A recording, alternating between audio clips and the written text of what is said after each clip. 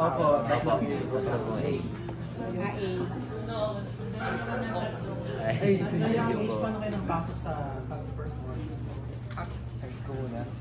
Ano po, nahilig po ko sa music ng bata po ako. Tapos, nag-audition po kami 4 sa Cornerstone. Ganun po. Nag-audition po ata ako dito sa Cornerstone nung 12 years old po ata. 12, yeah. Parang pa-30 na po. Pa-30 na din po. Ako po I was started posting online, tapos I just got scouted to audition sa isa pong survival show din. After that, na din po ako dito, na audition din po ako dito. And yung magkakasama na po kaming 4 po. Sino yung mga nilo-look up nyo na artist when it comes to dancing or singing? Ano po, ngayon po siguro, na LSS po ko sa kanta ng Baby. Opo, yung Salamin. Okay.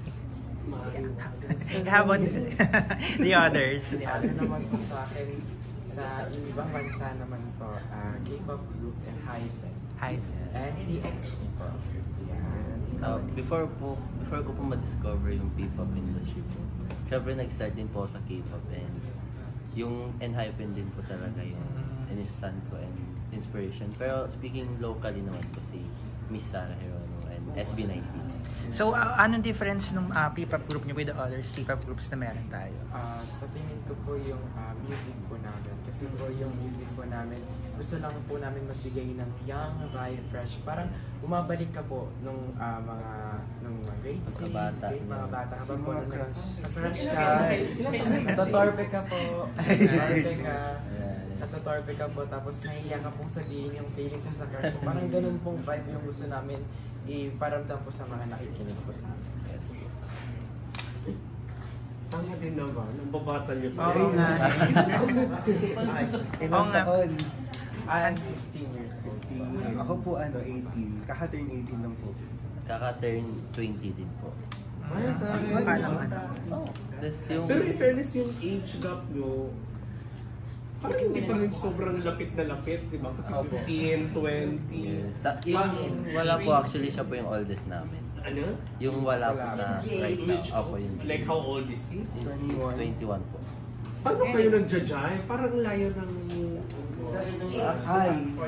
Actually, very, naman po, parang yung chemistry po namin hindi po talaga nawawala. Pero minsan po nag-a-adjust na lang po talaga. Opo. Kanino kayo mas nag-a-adjust? Sa kanya. Yun. Really yan talaga po, and marami pa siyang matututunan po every day. So, we're trying our best naman to guide him po.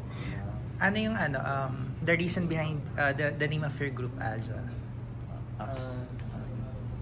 Parang di pa sila buhay doon nung nauso Ay! yung Oo nga eh. Ano po, kasi si Boss Erickson po, si Sir Erickson, yung Cornerstone po, may-ari ng Cornerstone, parang naisip niya, ay parang maganda Aja, kasi double meaning po. Yun po namin, tas Aja din sa Korea, fighting. Tapos yung initials po namin Ash, JC, Axel and Alex po. Okay. Paano kayong binuo sa grupo? Paano pinili yung grupo nyo na member? Nagkaroon po kami ng monthly evaluation po, and ayun po, parang since 1 year po kami nag-training, every month po kami nagma-monthly evaluation, tapos nagtatanggal po, pinadadagdag, tapos pinatatanggal din po, tapos ayun po, napili po kaming 4 para maging part na po ng HAP. So initially, ilan kayo noon? Nung training? Di din po. Parang sinabi lang po sa amin, 4 po ang mapupag-debut. Pero hindi nyo nakilala yung ibang natatanggal?